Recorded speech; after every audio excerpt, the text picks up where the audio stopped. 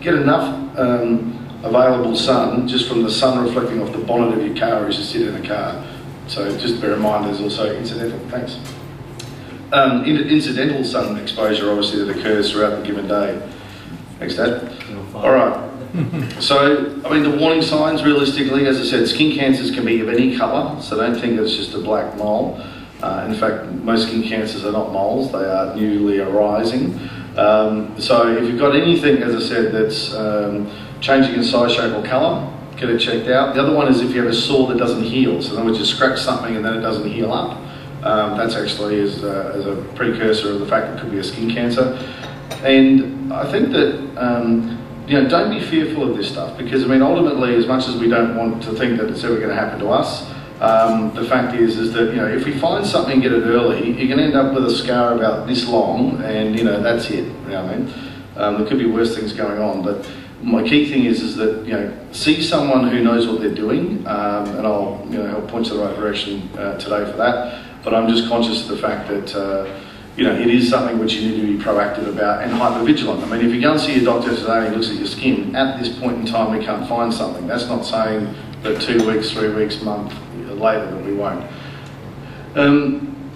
So that's sort of the background of, I suppose, skin cancer, so that some of the statistics and or the, well, you know, the science behind it. Have you got any specific questions related to that at this point before I sort of jump into what we're doing globally? Yes? You're referring to sunglasses, okay? Yeah. Wearing sunglasses to protect the eyes. Yeah.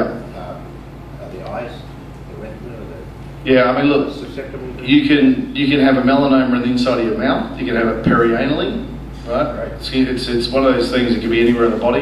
It really is just talking about the fact that, you know, your eyes are sensitive, you know, and part of that's probably, you know, once again, incidental, not a problem. Long-term sun exposure, not good. So effectively, you know, I mean, look, if you looked at the theory, we'd all sort of live in this sort of cocoon or, you know, condom-looking thing we'd probably walk around in the entire time.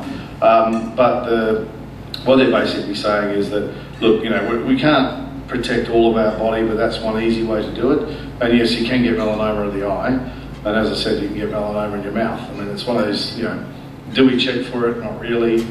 People tend to notice that they've got sores in their mouth and they point them out if they can't see what they are. Are there any further questions before we run off to the next part?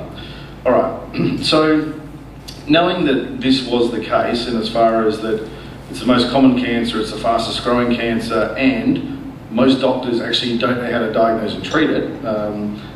Basically, I mean, dermatology is very lightly taught at med school, which is unfortunate, but that's just the way it is.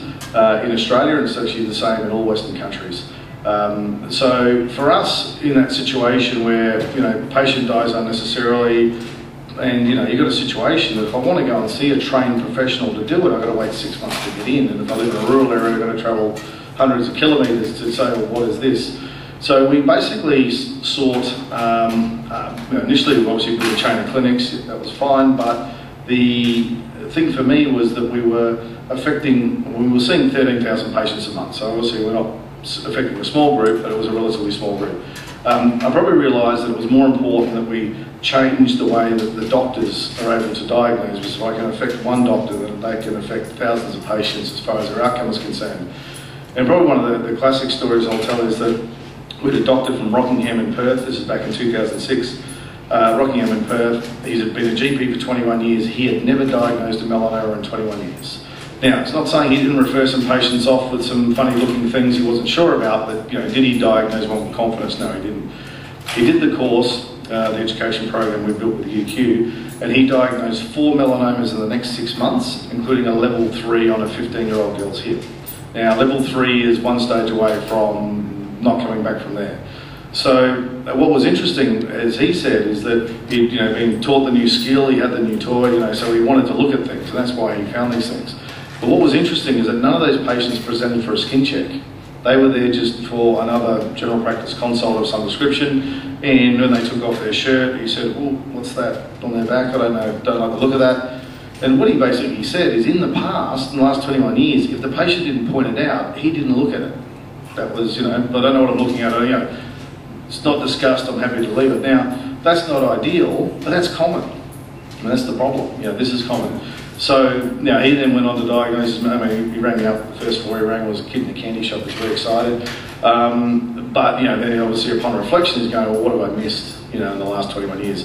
So the goal for me was really around changing the way skin cancer is delivered, and we've been successful over the past 13, 14 plus years to actually now have shifted that needle to the fact that, as Jenny was saying, we've just done our 5,000th doctor, which is I reckon 4,700 of them are Australian GPs. Now there's 24,000 GPs in Australia, so we've made a dent, got much further to go, which obviously is the fun and the opportunity going forward. But the education stuff is important to us. The other one is that Australia has the highest rate of skin cancer in the world, and because we have that unfortunate title as such, it gives us a very good base to be able to take our experience and take it to the world. Very rare will the Americans listen to us, particularly when it comes to medicine, because they're the experts. But when it comes to skin cancer, we're very clearly the experts in the world. We've come up with solutions and models that the rest of the Western world goes, yeah, maybe we need to do this. So just by way of, I suppose, my business and what we do now. So the primary business at this point in time is the education, because we believe, as I said, teach one doctor, we save potentially hundreds of lives over time. So we developed back in 2006 with the University of Queensland School of Medicine a skin cancer short course program. It's the only program of its kind in the world. It's the only one that has certificates feeding into a Master of Medicine. So we built a Master of Medicine as skin cancer, so you can do the certificates, and if you like the subject, you can go into a Master's. And effectively what we do is we deliver these as workshops. So the GPs will go online, do some online training, and then come and spend 2 days with us. We then teach them, I suppose, the fundamentals. We get pork bellies out and we get them to cut things up and stitch it back together again. We get the practice on the pigs before they get practice on you. And that's effectively what we do. So typically we're doing a couple of hundred doctors at a time when we run those courses. As of October last year, we've now done 4 courses in the United States. And that's once again because there is a face-to-face component. As much as we can teach the diagnostic over the internet, I suppose, the fact is when you want to cut something up and stitch it back together again, you really have to know what you're doing, and you've got to know how to hold things and tie knots and everything else. So we do, the education does have a practical component, which I can't foresee that we can get rid of as technology develops. We've also built a UK specific course in the NHS in England. If you have a low-level BCC, which is like common and very easy to treat, you have to refer it to the hospital. They've got these crazy guidelines in England which make no sense at all, but one of them is that if a GP finds something, he's got to refer it to the hospital. So we've built a UK specific course because the GPs don't treat, they only diagnose. We've designed a course that complies with the NHS guidelines to do that. So we effectively work in Australia, the UK and the US. Clinics, as I said, I did build a chain of 14. Actually, it's really 18 because 4 of them we shifted because we had to shift into bigger or different premises. So after building the chain of clinics, we developed, I suppose, a model of care. When I first got involved with this, the skin cancer clinic was not common. There was a few around. It was still really go see a GP, referral from GP to dermatologist. And if you look at the standard workflow of skin cancer, it is GP referral to go to dermatologist, you may then go on to surgeon. What we were looking to basically do was to build a model where you can get your skin checked by someone who's trained and obviously likes what they're doing. If they find something, they can do a test, a biopsy, and then if it comes back as a cancer, we can manage it. Now, of course, if it's high level, aggressive, blah, blah, blah, blah, yes, you are going to be sent off to surgeon and probably have chemotherapy and everything else. But once again, that's a very, very small percentage of what we're dealing with. The vast majority we're dealing with can be managed with creams. I mean, the low-level cancers nowadays have actually got topical preparations that you can use as well. So it's not always about the scalpel. But so when we first built the chain, which was fun, enjoyed that, then I got out of them in 2006 to focus on the education business.